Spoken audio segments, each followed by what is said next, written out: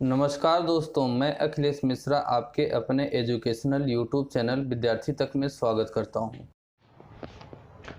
जय हिंद साथियों, कैसे हैं आप सभी। मैं अखिलेश मिश्रा एक बार फिर से आप सभी साथियों का आपके अपने यूट्यूब चैनल विद्यार्थी तक में हार्दिक स्वागत करता हूं।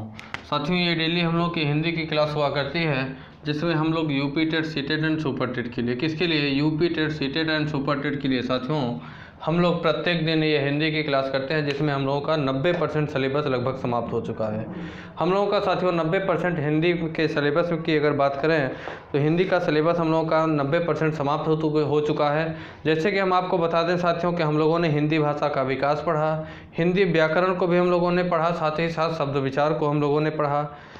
उसके बाद साथियों हम लोगों ने उपसर्ग और प्रत्यय को पढ़ा, संधि पढ़े, समास पढ़े, अलंकार पढ़े। उसके बाद साथियों हम लोगों ने रस को भी पढ़ा, रस को भी पढ़ लिया। अब साथियों आज की क्लास में हम लोग छंद पढ़ेंगे, लगभग 1, 2, 3 क्लास में छंद को भी समाप्त कर लेंगे। उसके बाद फिर पर्यायवाची, एकार्थी शब्द, विलोम शब्द, अनेकार्थी शब्द, ये सभी साथियों बचेंगे, इसे हम लोग पढ़ लेंगे। उसके बाद लगभग हम लोगों का लगभग हम लोगों का साथियों सिलेबस समाप्त हो जाएगा। फिर शिक्षा शास्त्र बचेगा साथियों। क्या बचेगा? शिक्षा शास्त्र बचेगा, अर्थात अधिगम और अर्जन इत्यादि जैसे साथी, मतलब हिंदी पेडागॉजी बचेगा साथियों। हिंदी की पेडागॉजी बचेगी, इसे हम लोग पढ़ने का काम करेंगे। ठीक है साथियों, जल्द ही जल्द हम लोगों का सिलेबस समाप्त हो जाएगा। तो साथियों मैं आप लोगों को बता दूं कि आज की क्लास में हम लोग अपने नए टॉपिक की शुरुआत करेंगे, जो छंद होगा। अपना नया टॉपिक शुरू होगा साथियों, जिसे हम लोग छंद कहते हैं। इसे हम लोग शुरू करने का काम करेंगे। ठीक साथियों, क्लास को आप लोग शुरू से लेकर लास्ट तक देखा करिए, बिल्कुल अच्छे से विस्तार के साथ साथियों। कंबाइंड सिलेबस यहाँ पे पूरा करवाया जा रहा है। किसी भी एक चीज़ के लिए आपको स्पेशली ना ही यूपी टेट के लिए, ना सुपर टेट के लिए, ना ही सी टेट के लिए स्पेशली आपको क्लास करना है, या तो फिर अदर किसी भी स्टेट का आप एग्ज़ाम देते हैं जहाँ भी हिंदी आती है साथियों, तो उसके लिए ये क्लास आपकी काफ़ी हेल्पफुल होगी। क्या होगी? उसके लिए यह क्लास साथियों काफ़ी हेल्पफुल होगी। साथियों आज की क्लास में हम लोग छंद पढ़ेंगे। तो सबसे पहले छंद क्या होता है, कैसे होता है, छंद के बारे में साथियों जितनी भी विस्तार से चीज़ें होती हैं, बेसिक चीज़ें, उसे सबसे पहले हम लोगों को जान लेना ज़रूरी होता है, जान लेना उचित होता है, जिससे कि आगे जो भी चीज़ें हम लोग पढ़ें, जाने, समझें, वो हम लोगों को अच्छे से समझ में आए। तो साथियों छंद की अगर बात करें कि छंद कहते किसे हैं, छंद कहते किसे हैं, तो हम लोग लिखेंगे छंद अक्षरों की संख्या। छंद जो होती है साथियों, अक्षरों की संख्या,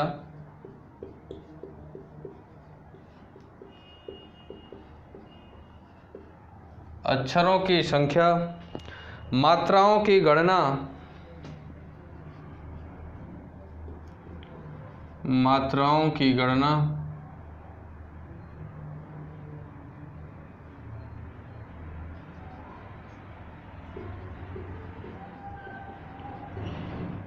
अक्षरों की संख्या, मात्राओं की गणना तथा वर्गों की संगीतात्मकता,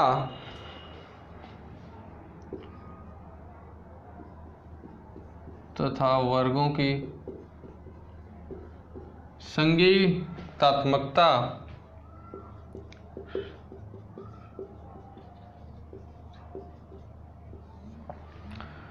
वर्गों की संगीतात्मकता,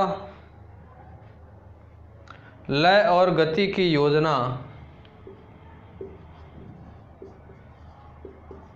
लय और गति की योजना को कहते हैं, गति की योजना को कहते हैं। किसे कहते हैं साथियों? छंद। हम लोग छंद पढ़ रहे हैं। तो छंद साथियों अगर बात करें तो जो अक्षरों की संख्या होती है, मात्राओं की गणना तथा वर्गों की जो संगीतात्मकता होता है, लय होता है या तो गति होता है, इसकी योजना को ही हम लोग क्या कहते हैं? छंद कहते हैं। साथियों छंद का सर्वप्रथम अगर उल्लेख की बात करें, आपको अगर हम बताएं कि छंद का सर्वप्रथम उल्लेख, तो साथियों छंद का सर्वप्रथम उल्लेख ऋग्वेद में किया गया था। लिखेंगे छंद का सर्वप्रथम उल्लेख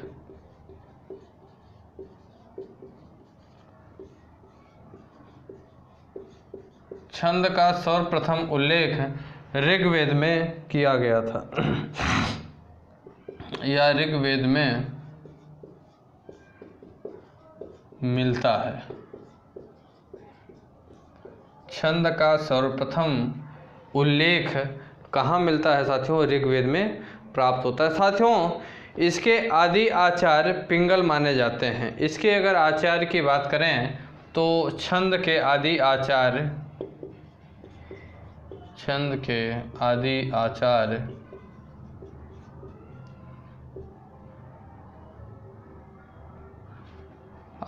आचार्य कौन माने जाते हैं? पिंगल को माना जाता है।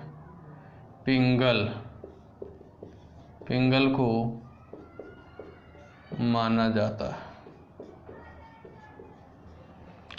छंद के आदि आचार्य किसे माना जाता है साथियों? पिंगल को माना जाता है। साथियों इसका एक अन्य नाम भी क्या है? पिंगल है। छंद को दूसरी भाषा में अगर कहें तो छंद का दूसरा नाम साथियों पिंगल भी कहा जाता है। छंद का दूसरा नाम पिंगल भी कहा जाता है।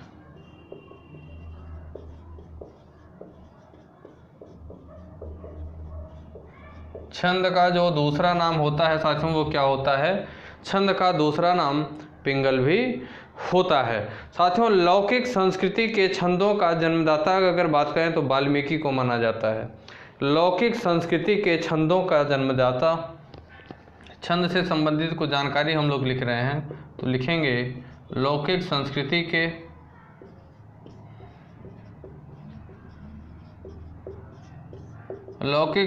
के छंदों के जन्मदाता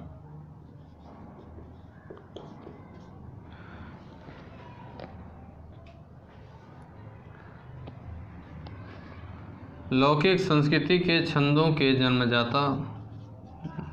जन्मदाता वाल्मीकि को माना जाता है। किसे माना जाता है साथियों? वाल्मीकि को माना जाता है।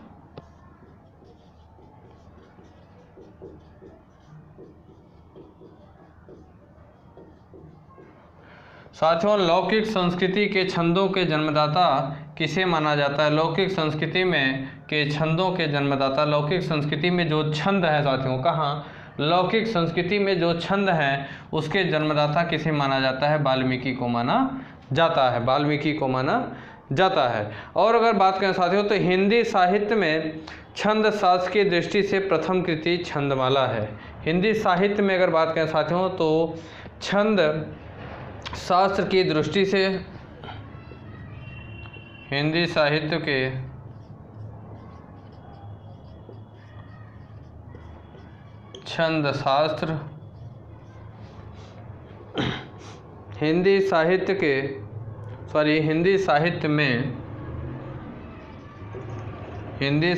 में छंद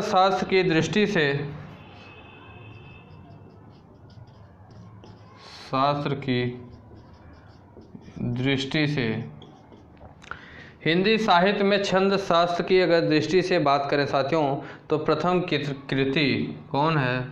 प्रथम कृति छंदमाला है।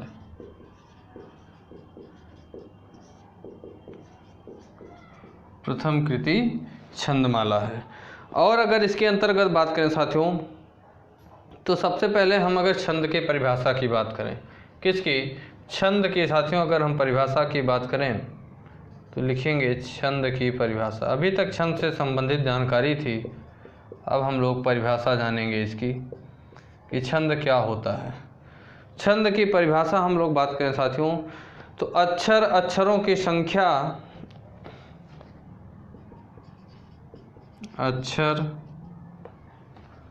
अक्षरों की संख्या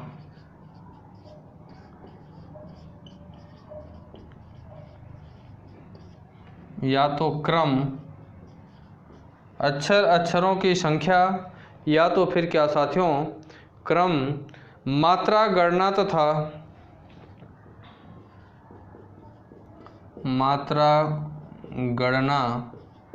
तथा यति तथा साथियों क्या?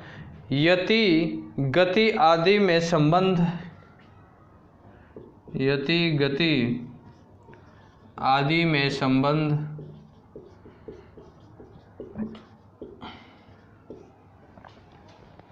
यति, गति आदि में संबंध विशिष्ट नियमों से नियोजित पद्य या संबंधित विशिष्ट नियमों से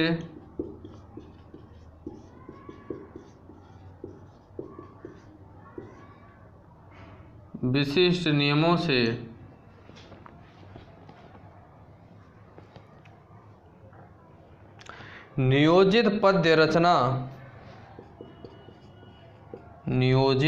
रचना छंद कहलाती है।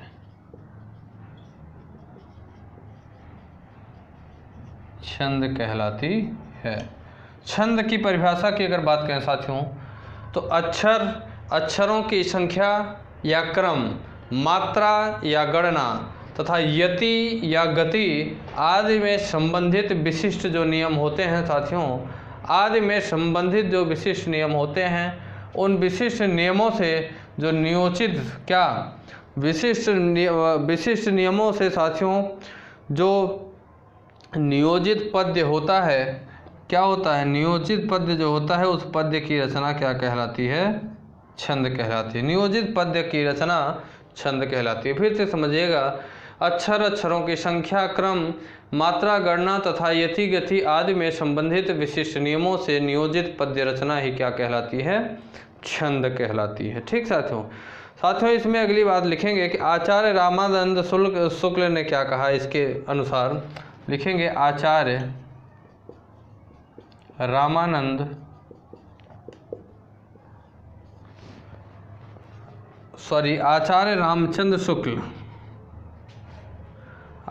रामचंद्र शुक्ल के अनुसार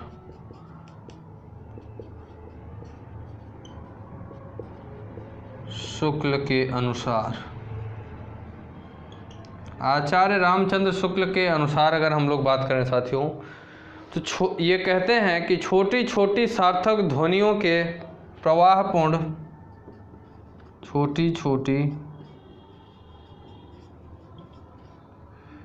सार्थक ध्वनियों के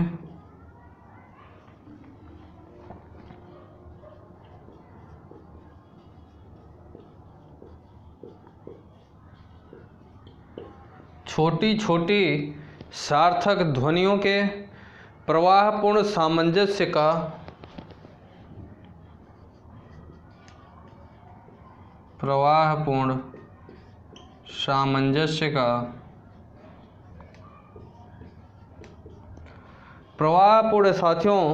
सामंजस्य का जो नाम होता है वही क्या कहलाता है, छंद कहलाता है।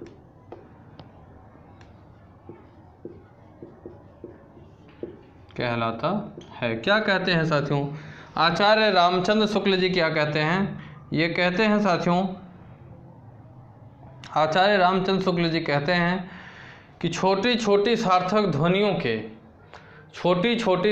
ध्वनियों के प्रवाहपूर्ण सामंजस्य का जो नाम होता है उसी को क्या कहते हैं साथियों, छंद कहते हैं। उसी को क्या कहते हैं, छंद कहते हैं। छोटी छोटी साथियों जो सार्थक ध्वनियाँ होती हैं उनका जो प्रवाहपूर्ण सामंजस्य होता है वही क्या होता है, वही छंद कहलाता है। साथियों एक और विद्वान है जिनका नाम अज्ञेय है। अज्ञेय जी क्या कहते हैं, अज्ञेय के अनुसार भी देख लेते हैं साथियों। अज्ञेय के अनुसार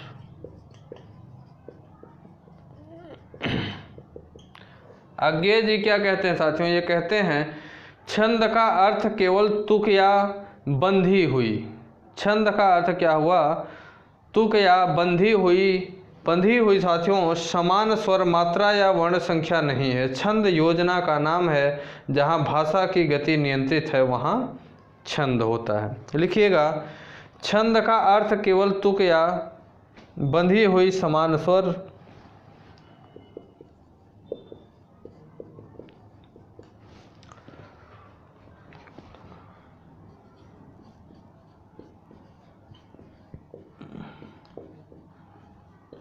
तुक या बंधी हुई समान स्वर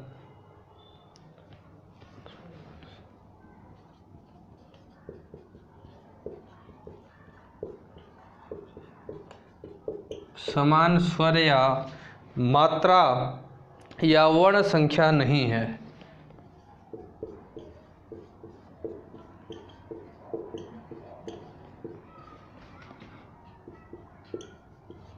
या वर्ण संख्या नहीं है। छंद योजना का नाम है।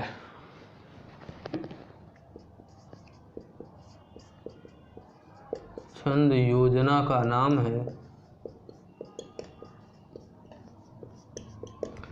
छंद योजना का नाम है जहाँ भाषा की गति नियंत्रित है, जहाँ भाषा की गति नियंत्रित है, जहाँ भाषा की गति नियंत्रित है वह छंद होता है। क्या होता है साथियों? वहाँ छंद होता है, वहाँ छंद होता है। छंद से संबंधित कुछ जानकारी साथियों यहाँ आपके सामने लिखी हुई है। क्या लिखा हुआ है? छंद से संबंधित कुछ इम्पॉर्टेंट और बेसिक नॉलेज साथियों यहाँ आपके सामने लिखा हुआ है। ठीक, छंद से संबंधित इम्पॉर्टेंट नॉलेज और जानकारी यहाँ साथियों लिखी हुई है। कौन कौन सी? सुनिएगा।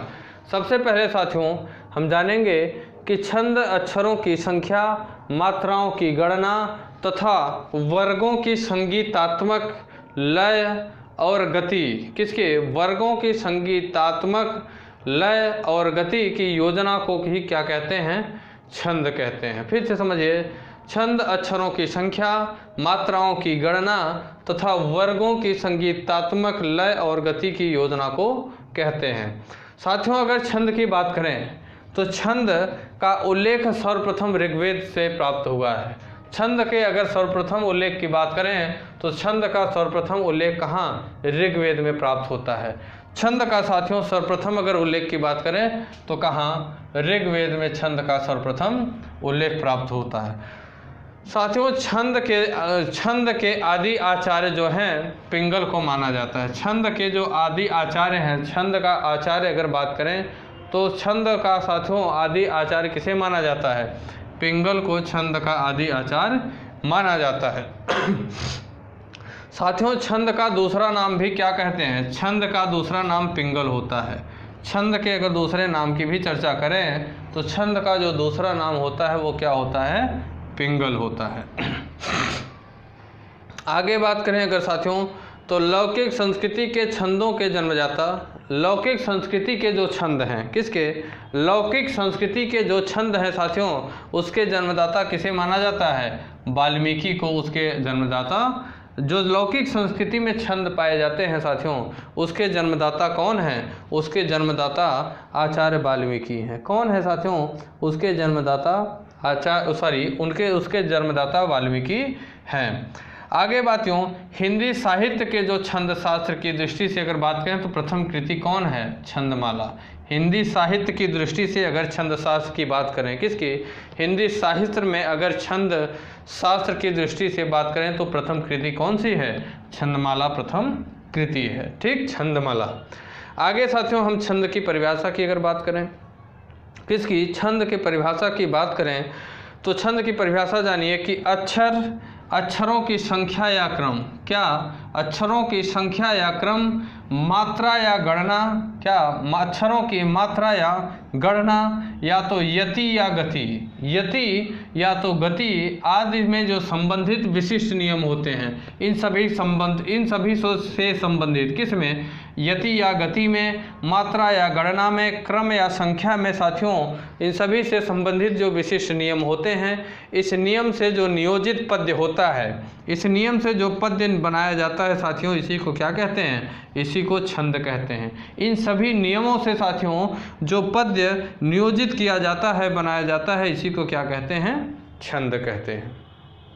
आगे बात करें तो छंद के संबंध में आचार्य रामचंद्र शुक्ल जी क्या कहते हैं?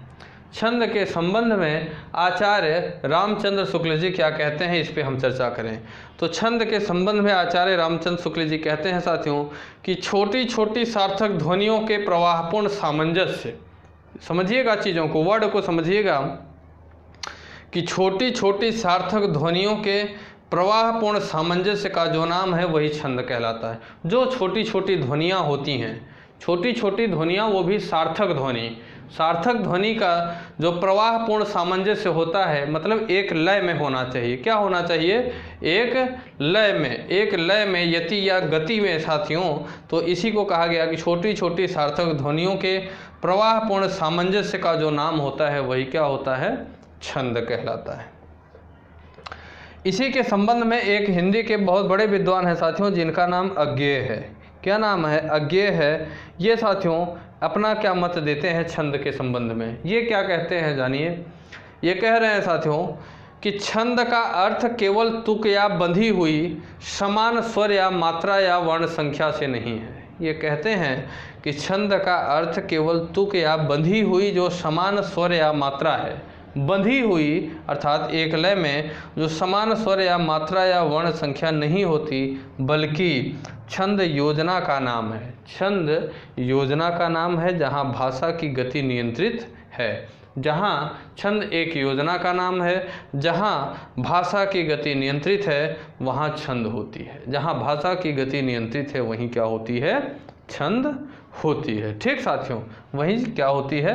छंद होती है। मोस्ट इम्पॉर्टेंट क्वेश्चन है, मोस्ट इम्पॉर्टेंट जानकारी है छंद से संबंधित। ये एग्ज़ाम में अक्सर पूछी जाती है, इसलिए इसे इतने अच्छे से विस्तार के साथ समझाते हुए, बिल्कुल बोर्ड पे लिखते हुए आपको यहाँ पे करवाया जा रहा है। जैसे क्वेश्चन क्या पूछेगा एग्जामिनर या क्या पूछता है, आप प्रीवियस ईयर एग्ज़ाम का अगर क्वेश्चन नहीं देखे हैं तो उसे हर हाल में देखिएगा। उससे आपको पता चलेगा कि आप जो पढ़ रहे हैं सही डायरेक्शन में चल रहे हैं कि नहीं, सही चीज़ें पढ़ रहे हैं या नहीं। उसे हर हाल में आप देखिएगा, उससे आप हमारी भी जांच कर सकते हैं। ठीक, जैसे आपसे पूछ लेगा साथियों कि छंद का दूसरा नाम क्या होता है। छोटा सा क्वेश्चन, इतना नॉर्मल सा क्वेश्चन पूछेगा और आप लोग गलत करके आ जाएंगे। इतना छोटा सा नॉर्मल क्वेश्चन पूछेगा और आप गलत करके आ जाएंगे। क्या पूछेगा आपसे? सिर्फ और सिर्फ इतना पूछ लेगा कि छंद का दूसरा नाम क्या होता है। आपको नहीं पता रहेगा, आप गलत करके आएंगे, और जिसे पता रहेगा वो तो उसका दूसरा नाम क्या बताएंगे? पिंगल। छंद का दूसरा नाम कौन? पिंगल होता है।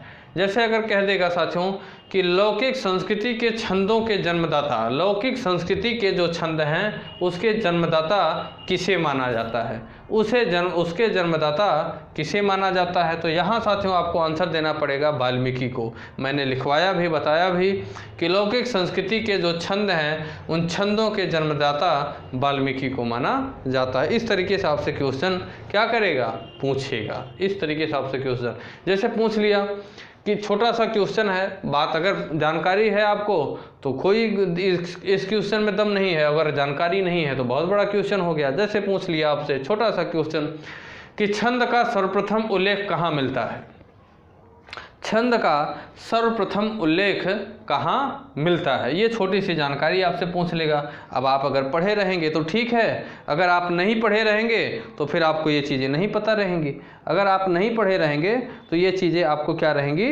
नहीं पता रहेंगी। क्या पूछेगा आपसे क्वेश्चन कि छंद के साथियों छंद का सर्वप्रथम उल्लेख कहाँ प्राप्त होता है? क्या होता है? छंद का सर्वप्रथम उल्लेख कहाँ प्राप्त होता है? ठीक साथियों, तो आपको क्या बताना है? छंद का सर्वप्रथम उल्लेख ऋग्वेद में प्राप्त होता है। कहाँ प्राप्त होता है? ऋग्वेद में प्राप्त होता है। ठीक साथियों, ये जानकारी थी। अब आगे हम इसी के आगे पढ़ेंगे साथियों, छंद के कौन कौन से अंग होते हैं और कितने अंग होते हैं। छंद के कौन कौन से अंग होते हैं और कितने अंग होते हैं।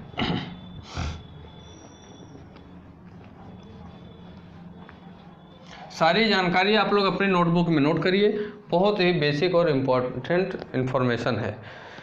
तो साथियों अगर छंद के बात करें तो छंद के कुल 7 अंग होते हैं।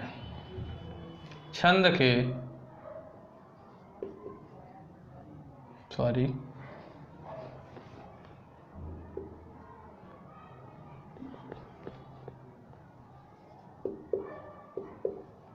के कुल 7 अंग होते हैं।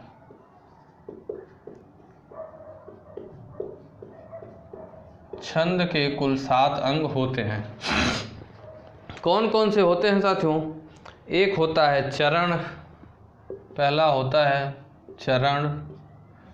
दूसरा होता है साथियों वर्ण अथवा मात्रा, वर्ण अथवा मात्रा, वर्ण अथवा मात्रा। तीसरा होता है साथियों क्रम। तीसरा क्या होता है? क्रम। चौथा होता है साथियों यति।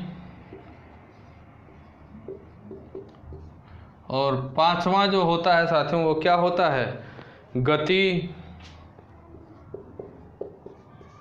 छठवां जो होता है यति, गति, तुक। छठवां जो होता है वो क्या होता है? तुक। और सातवां और अंतिम जो होता है साथियों वो क्या होता है? वो होता है गण। क्या होता है? गण। ये क्या होता है साथियों? ये छंद के क्या होते हैं? ये सभी साथियों छंद के अंग होते हैं। क्या होते हैं? छंद के ये साथियों अंग होते हैं। छंद के कुल 7 अंग होते हैं। पहला चरण होता है, दूसरा वर्ण अथवा मात्रा होता है, तीसरा क्रम होता है, चौथा यति, पांचवा गति, छठवां तुक और सातवां गण होता है। ठीक साथियों, क्या होता है? गण होता है। ठीक, अब साथियों एक एक करके हम इसे पढ़ेंगे, जानेंगे, समझेंगे कि ये क्या होता है। एक एक करके सबसे पहले हम लोग चरण की बात करेंगे कि चरण क्या होता है। चरण क्या होता है? चरण की बात करें साथियों तो इसमें लिखिएगा प्रत्येक छंद चरण या पद में विभाजित होता है। प्रत्येक छंद जो होता है वो चरण या पद में विभाजित होता है। प्रत्येक छंद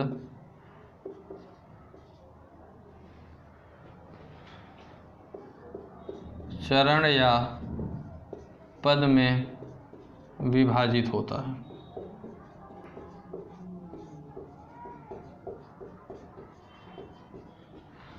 प्रत्येक छंद जो होता है साथियों वो किस में? चरण या छंद में विभाजित होता है। एक छंद में 4 चरण होते हैं साथियों, याद रखिएगा। एक छंद में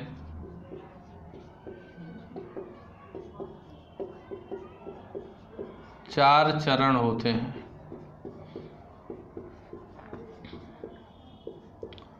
एक छंद में कितने साथियों?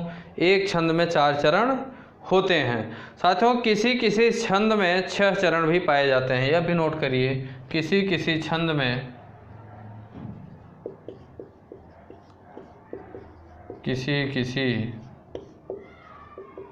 छंद में 6 चरण भी पाए जाते हैं।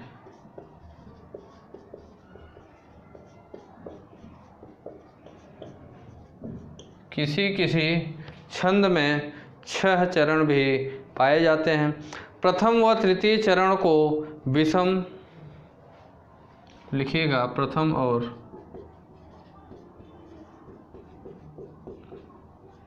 तृतीय चरण को विषम और दूसरे और चतुर्थ चरण को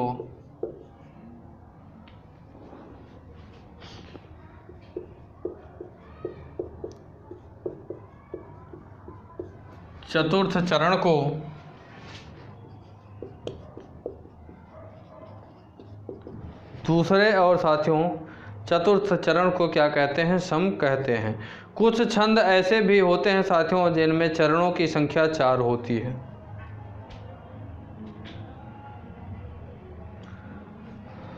सम कहते हैं। कुछ छंद ऐसे भी होते हैं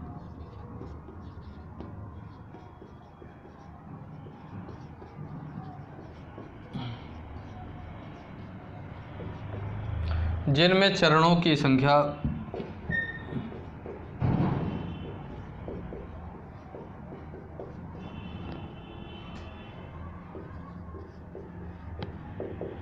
चरणों की संख्या 4 होती है। जिसमें क्या होती है साथियों? चरणों की संख्या क्या होती है? 4 होती है, परंतु साथियों उन्हें 2 पंक्तियों में लिखा जाता है।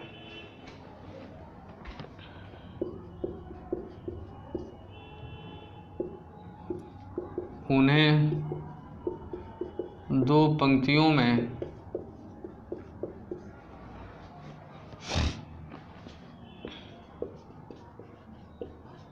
लिखा जाता है। उन्हें साथियों कितने दो पंक्तियों में लिखा जाता है। जैसे बात करें तो दोहा हो गया, जैसे अगर बात करें तो दोहा हुआ, सोरठा हुआ। इसे आप लिख लिए होंगे, ठीक साथियों।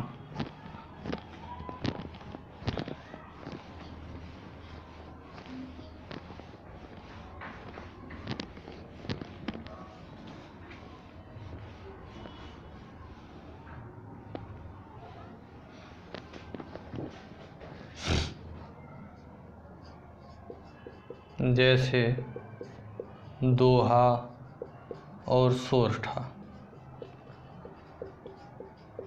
याद रखिएगा साथियों, वैसे आप लोगों को पता होना चाहिए ये जानकारी, लेकिन नहीं पता है तो जान लीजिए कि चरण जो होते हैं साथियों, प्रत्येक छंद चरण या पद में विभाजित होते हैं। प्रत्येक छंद जो भी होता है वो चरण में या तो पद में विभाजित होता है। साथियों एक छंद में कितने चरण होते हैं? 4 चरण होते हैं। एक छंद जो होता है उसमें 4 चरण होते हैं। साथियों किसी किसी छंद में 6 चरण भी पाए जाते हैं। कोई कोई ऐसा छंद होता है जिसमें कितने 6 चरण भी पाए जाते हैं। साथियों प्रथम और द्वितीय चरण जो होता है, कौन सा? प्रथम और द्वितीय चरण जो होता है साथियों वह विषम, और द्वितीय और चतुर्थ चरण जो होता है, कौन सा? द्वितीय और चतुर्थ चरण जो होता है उसे हम सम कहते हैं। उसे क्या कहते हैं? सम कहते हैं। कुछ छंद साथियों ऐसे भी होते हैं जिसमें चरणों की संख्या 4 होती है। कुछ छंद ऐसे भी होते हैं जिसमें चरणों की संख्या 4 होती है, परंतु उन्हें 2 पंक्तियों में लिखा जाता है।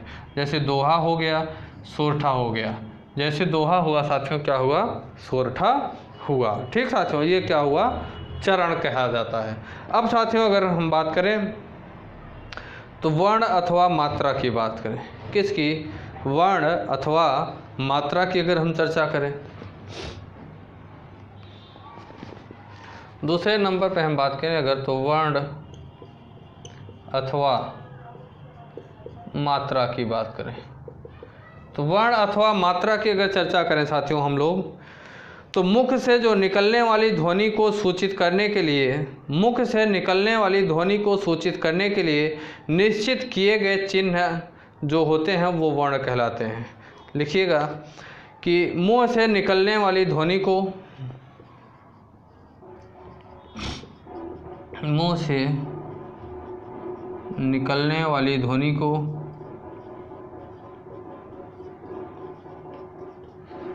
मुंह से निकलने वाली ध्वनि को सूचित करने के लिए निश्चित किए गए, सूचित करने के लिए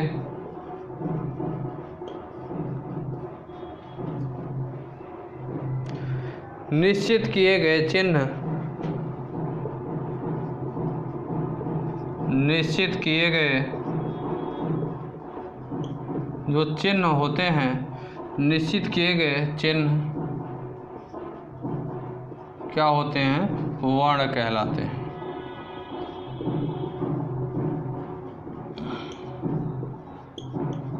क्या कहते हैं साथियों? वर्ण कहलाते हैं। वर्ण अथवा मात्रा किसे कहते हैं साथियों? मुंह से अर्थात आपके द्वारा बोले गए साथियों जो ध्वनि होती है उस ध्वनि को सूचित करने के लिए जो शब्द निश्चित किया जाता है या जो चिन्ह निश्चित किया जाता है, उसी चिन्ह को आपके द्वारा बोलने के लिए जिस चिन्ह को निश्चित किया जाता है उसी को क्या कहते हैं? उसी को हम वर्ण कहते हैं। क्या कहते हैं? उसी को हम साथियों वर्ण कहते हैं। साथियों छंद शास्त्र में वर्ण 2 प्रकार का होता है। एक ह्रस्व होता है, एक कौन सा होता है? दीर्घ होता है। छंद शास्त्र में वर्ण 2 प्रकार का होता है। यहाँ से लिखेंगे छंद शास्त्र में वर्ण जो होता है 2 प्रकार का होता है। छंद शास्त्र में वर्ण साथियों कितने प्रकार का होता है? 2 प्रकार का। कौन कौन सा? पहला जो होता है साथियों वो ह्रस्व होता है, ह्रस्व वर्ण, जिसे हम लोग क्या कहते हैं? लघु भी कहते हैं। और एक जो दूसरा होता है साथियों उसे हम लोग दीर्घ या गुरु स्वर भी कहते हैं, या गुरु वर्ण, दीर्घ या तो गुरु वर्ण भी कहते हैं। क्या कहते हैं? दीर्घ या तो गुरु। साथियों, जिस ध्वनि में स्वर नहीं हो उसे वर्ण नहीं माना जाता। जिस ध्वनि में क्या हो, जिस ध्वनि में साथियों वर्ण न हो, जिस ध्वनि में साथियों स्वर न हो उसे वर्ण नहीं माना जाता। वर्ण के उच्चारण में जो समय व्यतीत होता है उसे मात्रा कहते हैं। वर्ण के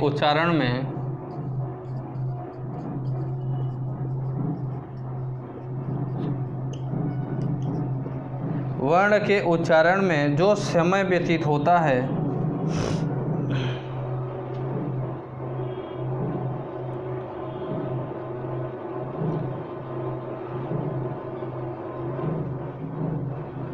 वर्ण के उच्चारण में जो समय व्यतीत होता है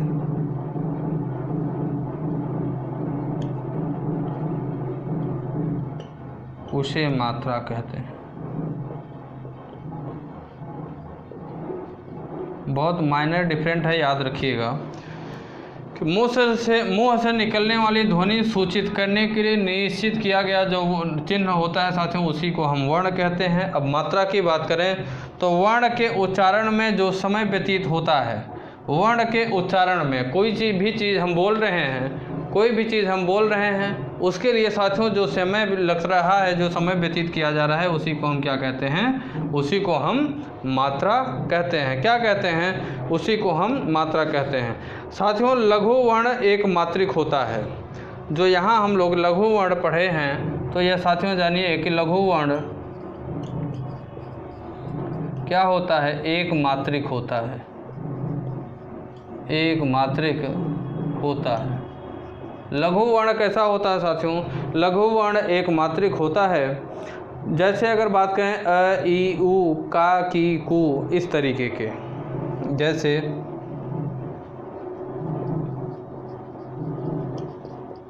अ, ई, उ, क, की, कु आदि, ये सभी कैसे हैं साथियों? एक मात्रिक है। जो लघु वर्ण होता है साथियों वह कैसा होता है? एक मात्रिक होता है। अ, ई, उ, क, की, कु, ये सभी कैसे हैं? एक मात्रिक हैं। और साथियों संयुक्ताक्षर चंद्र बिंदु वाले जो वर्ण होते हैं वो ह्रस्व मात्राओं वाले सभी वर्ण अथवा हलंत व्यंजन आदि क्या, ये सभी लघु वर्ण होते हैं। साथियों गुरु के उच्चारण में लघु के उच्चारण की अपेक्षा दुगुना समय लगता है। गुरु के उच्चारण की बात करें, जो गुरु शब्द है साथियों, इसके उच्चारण में लघु के उच्चारण की तुलना में अगर बात करें तो दुगना समय लगता है। किसके साथियों? हम लिखेंगे कि दीर्घ के उच्चारण में लिखेंगे साथियों हम लोग कि गुरु के उच्चारण में नीचे लिखेंगे गुरु के उच्चारण में लघु के उच्चारण की अपेक्षा लघु के उच्चारण की अपेक्षा अधिक समय लगता है। अधिक समय लगता है। क्या लगता है साथियों? अधिक समय। जो गुरु होता है साथियों, इस गुरु के उच्चारण में लघु के उच्चारण की बात करें अर्थात ह्रस्व, गुरु अर्थात दीर्घ और लघु अर्थात ह्रस्व, तो साथियों गुरु के उच्चारण में लघु के उच्चारण की बात करें तो लघु के उच्चारण की अपेक्षा गुरु के उच्चारण में साथियों कितना समय लगता है? दुगुना समय लगता है। कितना साथियों? दुगुना समय लगता है। अधिक की जगह दुगुना करिएगा।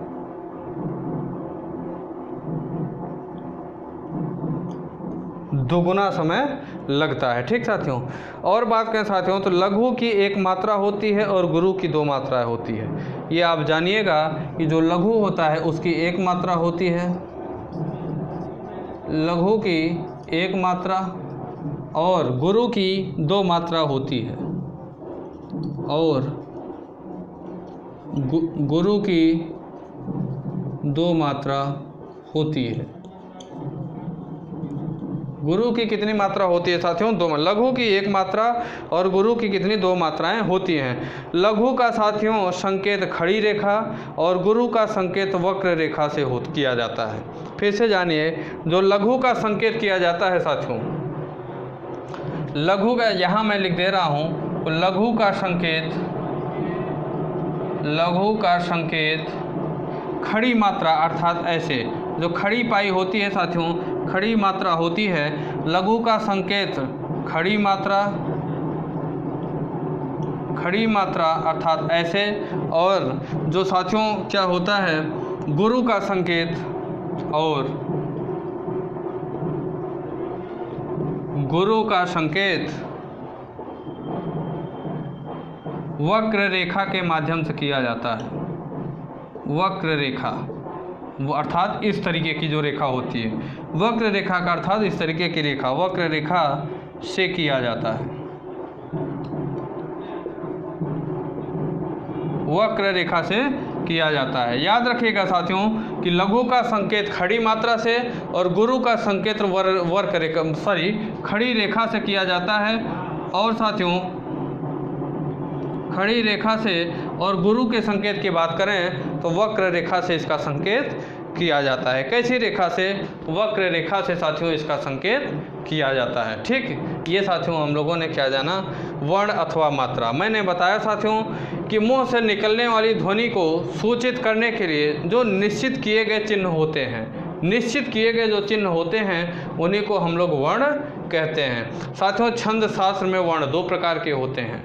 कौन कौन से?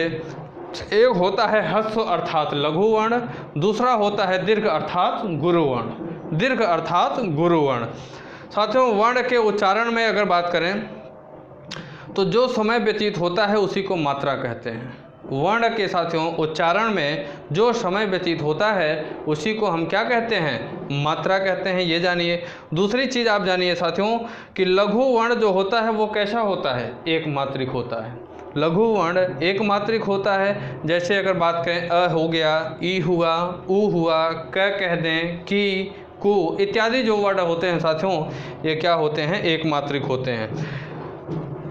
अगली बात करें साथियों तो गुरु के उच्चारण में लघु के उच्चारण की अपेक्षा, गुरु के उच्चारण में लघु के उच्चारण की अपेक्षा अगर बात करें तो दुगुना समय लगता है। दुगुना समय लघु के उच्चारण की अपेक्षा गुरु के उच्चारण में कितना समय लगता है साथियों?